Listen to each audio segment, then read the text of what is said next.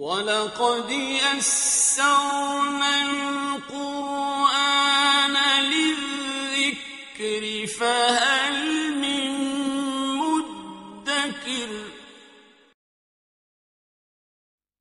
اعوذ باللہ من الشیطان الرجیم بسم اللہ الرحمن الرحیم۔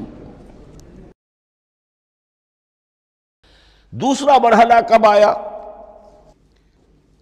جب حضرت ابوبکر صدیق کے عہد خلافت میں جنگ یمامہ میں بہت سے حفاظ شہید ہو گئے۔ اب ایک تشویش پیدا ہوئی، ایسا نہ ہو کہ قرآن ضائع ہو جائے، لہذا اسے کتابی شکل میں مرتب کر لینا چاہیے۔ اس کے لیے پھر بہت سے صحابہ نے حضرت ابوبکر کو اپروچ کیا کہ جتنے قراء ہیں، جتنے کاتبین وحی ہیں، ان سب کو آپ جمع کیجئے اور جمع کر کے اس قرآن مجید کو ایک کتاب کی شکل میں جمع کر لیں۔ حضرت ابوبکر شروع میں بہت ریلیکٹنٹ رہے،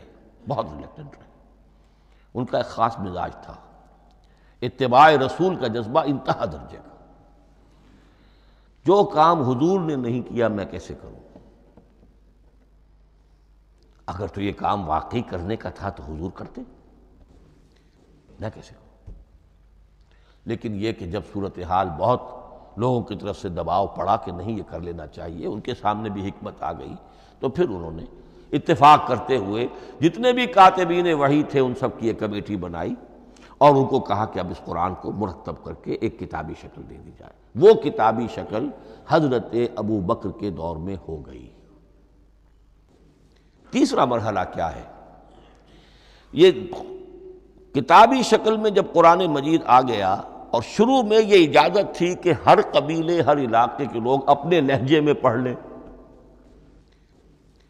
اب پنجابی ہمارا مسلمان جو ہے وہ چاقو کو کاچو کہے گا تو وہ لکھے ہوئے کو بھی چاقو کو کاچو پڑھ کے نکلے جائے گا۔ تو مختلف لہجوں میں ہونے سے وہ ان کا جو ہے قرآن مجید بدل رہا تھا، کوئی کسی طرح پڑھ رہا ہے، کوئی کس طرح پڑھ رہا ہے۔ اب اس کی تشویش ہوئی حضرت عثمان کے زمانے میں، جب دور بہت پھیل گیا، اسلام کا دائرہ، دارالاسلام کی وسعت بہت ہو گئی کہ اس طرح اگر یہ لوگ پڑھیں گے اور اپنے اپنے لہجے کی وجہ سے اب اس لہجے میں شکل بدل بھی جاتی ہے لفظ کی۔ کاچو کو کاف الف چے واو لکھنا شروع کر دیں گے پھر کہ کاچو سنا ہم نے، تو چاقو تو سنا ہی نہیں۔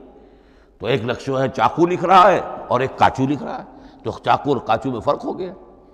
لہذا اس وقت پھر جو کام کیا گیا وہ یہ کہ ایک ہی رسم تحریر، رسم کتابت، رسم الخط میں قرآن مجید کے نسخے تیار کیے گئے۔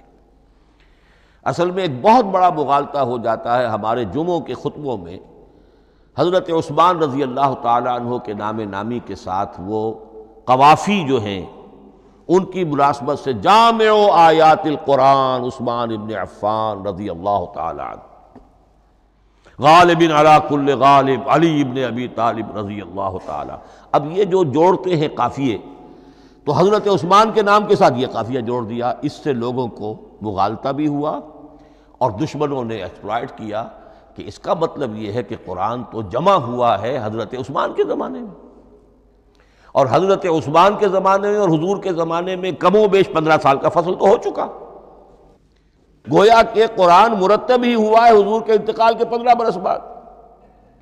پھر حضرت عثمان کی شخصیت کو خاص طور پر جو سبائی فتنہ اٹھا تھا اس نے ایک ڈسپیوٹڈ پرسنالٹی بنا کے رکھ دیا ہے، نہیں معاذ اللہ، کوئی شک نہیں، لیکن یہ کہ ایک فتنہ اٹھا، فتنۃ الکبریٰ، اور حضرت عثمان رضی اللہ تعالیٰ عنہ کو انہوں نے بدنام کیا، لہذا اس کے نام سے اور بٹا لگ گیا، یہ مصحف عثمان ہے۔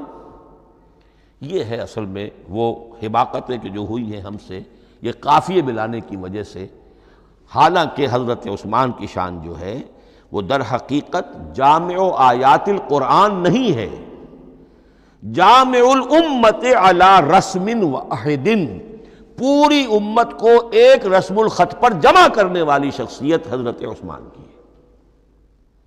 مثلا اب دیکھیے مالک یوم الدین کس طرح لکھیں گے؟ میم لام اور کاف، میم الف اور لام اور کاف لکھیں گے آپ، یہ غلط ہو جائے گا۔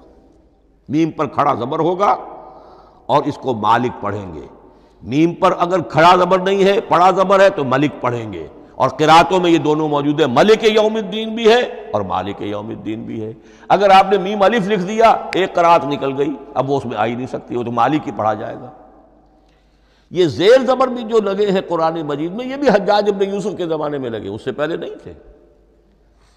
اور یہ رموز و اوقاف، یہ آیتوں کے نشان اور یہ وقفہ بیچ میں، یہ بھی حجاج ابن یوسف کے زمانے کی چیزیں ہیں۔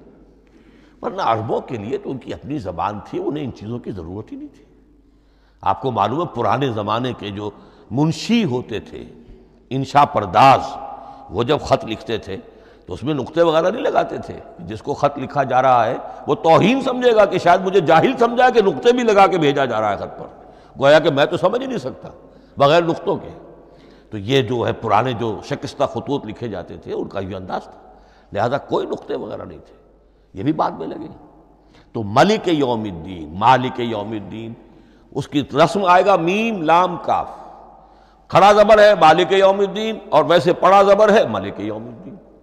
یہ رسم الخط ہے جس پر کہ حضرت عثمان رضی اللہ تعالی عنہ نے پوری امت کو جمع کر دیا، اور اس کے نسخے تیار کرا کے، مختلف روایات میں آتا ہے 5 یا 7 نسخے تھے، ایک مدینہ منورہ میں رکھا اپنے پاس، اور اسی پر ان کے خون کے دھبے بھی ہیں، اور وہ نسخہ قرآن مجید کا اب استنبول کے اندر ہے۔ توپ کاپی کا جو عجائب خانہ ہے، عجائب گھر ہے، جس میں جہاں نوادرات کے ساتھ ساتھ حضور کے بھی کچھ تبرکات اور جمع ہیں، وہاں وہ نسخہ موجود ہے۔ اس میں انگلی جو کٹی تھی حضرت نائلہ جو ان کی اہلیہ تھیں، جب وار کیا گیا ہے حضرت عثمان پر، قرآن پڑھ رہے تھے، انہوں نے روکا اپنے ہاتھ سے تو ان کی انگلی کٹی اور اس کے خون کے قطرے جو ہیں وہ مصحف پر آئے۔ تو یہ وہ قرآن، پھر انہوں نے ایک مکہ مکرمہ میں، ایک دمشق میں، ایک کوفے میں، ایک یمن، ایک بحرین، ایک بصرہ، مختلف جگہوں پر وہ آفیشل ورشن قرآن کا صرف رسم الخط اسکرپٹ کے اعتبار سے۔ لیکن اب پھر نوٹ کر لیجئے، قرآن مرتب ہو چکا، مدون ہو چکا دور نبوی میں، لیکن کتابی شکل میں نہیں، سینوں میں محفوظ۔ دور خلافت ابی بکر میں وہ کتابی شکل میں لایا گیا، اور اس کے لیے پھر بحث ہوئی کہ اب اس کا نام کیا رکھا جائے۔ اس کے لیے کئی نام تجویز ہوئے، سفر بھی، انجیل بھی، وغیرہ وغیرہ، لیکن پھر اس کو حضرت عبداللہ ابن مسعود رضی اللہ تعالی عنہ نے اہل حبشہ سے استشہاد کرتے ہوئے مصحف نام رکھا۔ مصحف، یہ مصحف بن گیا حضرت ابو بکر کے زمانے میں، لیکن مصحف کی قرات کے جو فرق ہو رہے تھے تو وہ لکھنے کے اندر بھی فرق آنا شروع ہو گیا۔ اس کو دور کیا حضرت عثمان نے، اس کا آفیشل ورشن تیار کروایا، ایک رسم الخط پر پوری امت کو جمع کر دیا، باقی جو نسخے تھے انہیں آپ نے پھر ضائع کر دیا، تاکہ کوئی اور یہ نہ رہے کہ اب یہ بھی ایک تھا پرانا نسخہ نکل آیا، اس میں تو یہ لفظ اس طرح لکھا ہوا ہے۔ تو جامع الامت علی رسم واحد، ایک ہی رسم الخط پر پوری امت کو جمع کرنے والی شخصیت وہ حضرت عثمان کی ہے رضی اللہ تعالی عنہ۔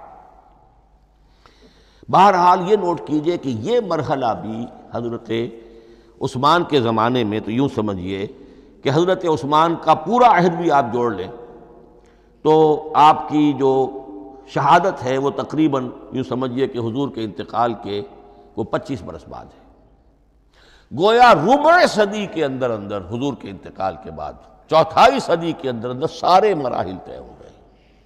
یہی وجہ ہے میں نے شروع میں آپ کو بتایا تھا کہ پوری دنیا یہ مانتی ہے کہ آج جو قرآن مسلمانوں کے پاس ہے یہ ہے وہی جو محمد عربی صلی اللہ علیہ وسلم نے اپنی امت کو دیا تھا۔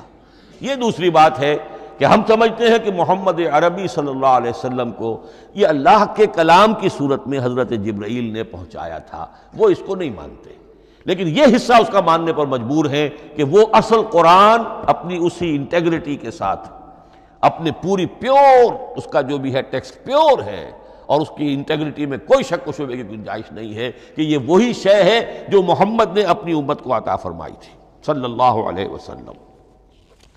ایک آخری بات، چل میرے پاس 3 منٹ ہیں، یہ جو میں نے آپ کو ترتیب بتائی تھی قرآن کی، آیتیں، سورتیں، پھر حزب، اب اس میں ایک شے نوٹ کر لیجئے۔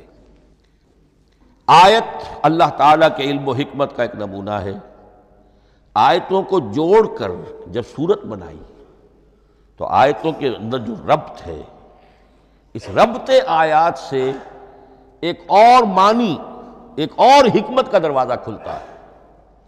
جیسے موتی ہے، ہر موتی بڑا خوبصورت ہے، لیکن جس ترتیب سے آپ نے پرویا، اس کو دھاگے میں ہار بنایا، اس ترتیب سے اس کا حسن دوبالا ہو جائے گا۔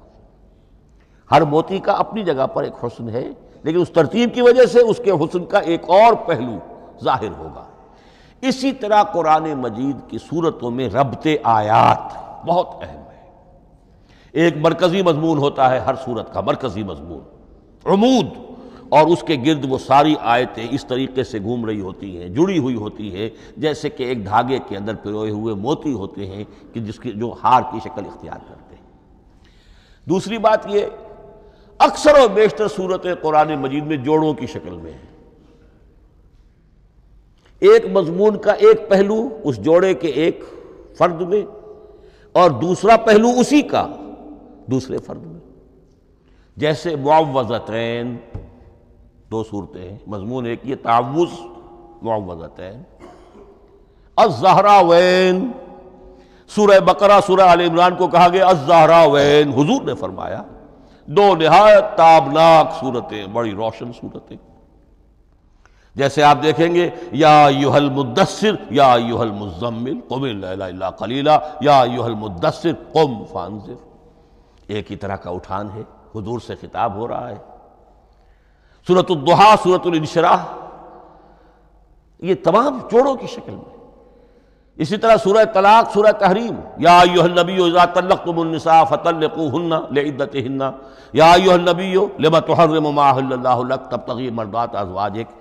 شوہر اور بیوی کے درمیان تعلق یا تو اتنا گہرا ہو جاتا ہے کہ ایک دوسرے کے لحاظ میں وہ حدود خداوندی ٹوٹنے لگے، بیوی کی وجہ سے آپ نے کسی حرام شے کو حلال کر لیا یا حلال کو حرام کر لیا، بیوی کو ناپسند ہے وہ شے، تو حضور سے ذرا سا یہ ہو گیا تھا معاملہ۔ اپنی ازواج مطہرات حضرت عائشہ اور حضرت حفصہ رضی اللہ تعالیٰ عنہما، ان دونوں کی رضا جوئی کے لیے وہ خاص قسم کا شہد ہے، قسم کھا لی آپ نے کہ میں اسے استعمال نہیں کروں گا۔ لما تحرم ما احل اللہ لک، اے نبی آپ کیوں حرام کرتے ہیں اپنے اوپر وہ شے جو اللہ نے آپ کے لیے حلال کی ہے؟ تبتغی مرضات ازواجک، اپنی بیویوں کی رضا جوئی میں۔ یہ ایک انتہا ہوئی۔ دوسری انتہا کیا ہے؟ میاں اور بیوی میں اتنا بودھ ہو جائے کہ طلاق تک نوبت آ جائے۔ تو سورۃ التحریم ایک انتہا کو بیان کر رہی ہے، سورہ طلاق اگلی اس کے ساتھ جڑی ہوئی وہ دوسری انتہا کو بیان کر رہی ہے۔ سورہ صف حضور کے مقصد بعثت کو بیان کر رہی ہے، سورہ جمعہ آپ کے طریقہ کار کو بیان کر رہی ہے۔ اس طرح قرآن مجید کی اکثر و بیشتر صورتیں جو ہیں وہ جوڑوں کی شکل میں ہیں۔ میرا خیال یہ ہے کہ وقت ختم ہو گیا ہے، اس مضمون کا تھوڑا سا حصہ باقی ہے، وہ انشاءاللہ میں اگلی نشست میں لوں گا۔ بارک اللہ لی و لکم فی القرآن العظیم ونفعنی وإیاکم بالآیات